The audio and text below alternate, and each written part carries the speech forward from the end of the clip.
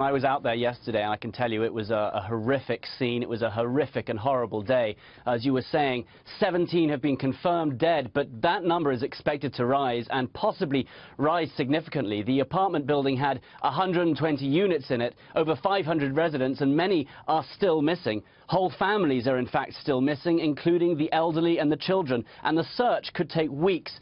The building just isn't safe at the moment, so rescuers can't reach the top floors.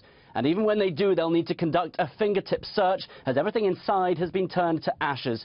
But some family members are still holding out hope. There's a little bit of hope in me, thinking that hopefully he's unconscious somewhere in a hospital, and they just haven't identified him yet, and he's okay. But my gut feeling is not good. The fire started at around 1 a.m. on Wednesday, just near Notting Hill in the heart of London, and it led to one of the biggest fire operations in memory. 45 fire engines, over 200 firemen rushing into the flames. The first responders were there in just 6 minutes, but because of gasworks, it took over an hour for the first trucks to reach the building. There were chilling tales from inside. One lady threw her baby from the 10th floor into the arms of people below. The baby survived. She is still missing.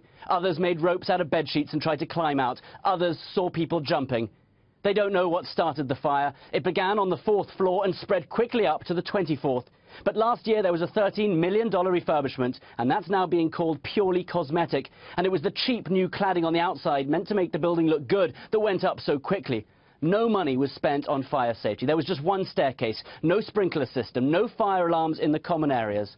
Hundreds are now homeless, and the community is pulling together. So much food, water, bedding and clothing has been brought from across the capital that charities have asked the public to stop.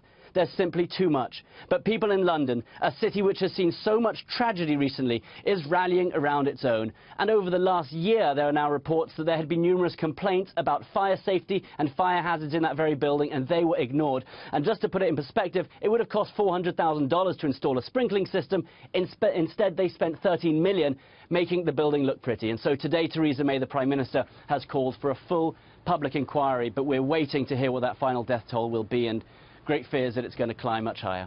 Shannon? As you said, Benjamin, the city has been through so much, but clearly an outpouring of charity in the midst of all that. Benjamin Hall, thank you.